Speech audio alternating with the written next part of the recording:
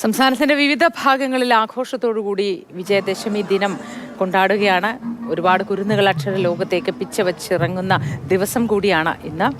പ്രശസ്തർ പല മേഖലകളിൽ നിന്നുള്ളവരൊക്കെ ആദ്യാക്ഷരം കുറിക്കാനായി വിവിധ സ്ഥലങ്ങളിൽ എത്തിയിട്ടുണ്ട്. MS ലിഷോയ് ചേരുന്നു തിരുവുള്ളക്കാവിൽ നിന്നും. ലിഷോയ്, ഗുഡ് മോർണിംഗ്, വിജയദശമി ആശംസകൾ. തിരുവുള്ളക്കാവിലെ വിശേഷങ്ങൾ എങ്ങനെ? കുരുന്നുകൾ ഒട്ടേറെ ഉണ്ടോ? മാതാപിതാക്കൾ ആശങ്കയോടെയും സന്തോഷത്തോടെയും സംതൃപ്തിയോടെയും ഒക്കെ അവിടെ നിന്നും എഴുതിച്ചു മടങ്ങുന്ന കാഴ്ചയും കാണാമായിരിക്കും അല്ലേ?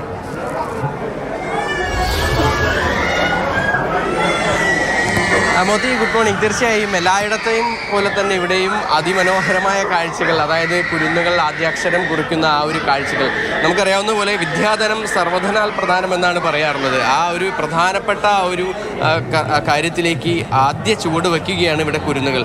പലരും അത് കരഞ്ഞുകൊണ്ടും അതുപോലെ തന്നെ ചിലർ കുറച്ച് ഒരു ആകാംക്ഷയോടുകൂടിയും ആശ്ചര്യത്തോടു കൂടിയും ഒക്കെ തന്നെ നേരുന്നു.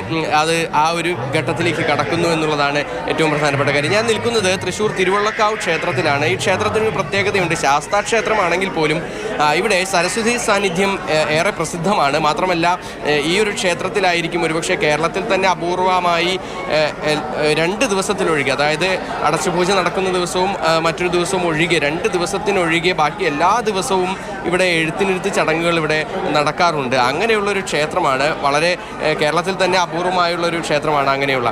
ഇപ്പോൾ ഇവിടെ ഏകദേശം 20ഓളം ആചാര്യന്മാരാണ് ഒരേ സമയം എഴുത്തിനിരുത്തുന്നത്. 50ഓളം ആചാര്യന്മാരാകെ ഇവിടെ എഴുത്തിനിരുത്തുന്നുണ്ട്. തിരുവള്ളക്കാവ് വാര്യത്തിനാണ് ആചാര്യസ്ഥാനം ഉള്ളത്. ഇവിടെ നമുക്ക് നേരത്തെ സൂചിപ്പിച്ച പോലെ തന്നെ ഒരുപാട് കുരുന്നുകൾ ഇവിടെ എഴുതി ആദ്യാക്ഷരം കുറിച്ച് ഇവിടെ മുന്നോട്ട് പോകുന്നുണ്ട്. അവർക്കെല്ലാവർക്കും തന്നെ ഈ ആദ്യാക്ഷരങ്ങൾ നൽകുന്നതിനോടൊപ്പം തന്നെ ഇവിടെ അരി, ഇവിടെ എഴുതിയ ആ അരി അവർക്ക് നൽകുകയും ചെയ്യുമെന്നുള്ളതാണ് ഏറ്റവും പ്രധാനപ്പെട്ട കാര്യം. മാത്രമല്ല ഈ രക്ഷിതാക്കളുടെ മടിയിലിരുന്ന് ആചാര്യൻ്റെ കൈ പിടിച്ച് അത്തരത്തിൽ ആ ഒരു ആദ്യാക്ഷരം കുറിക്കുക എന്ന് പറയുന്ന ആ ഒരു മനോഹരമായ ഒരു കാഴ്ചയാണ് നമുക്ക് ഇവിടെ എന്തായാലും കാണാൻ. എഴുതിയോ? ഇല്ല, എഴുതിയില്ല അല്ലേ? എഴുതിയിട്ടില്ല. ഭയങ്കര വാശി. പ്രശ്നക്കാരനാണോ?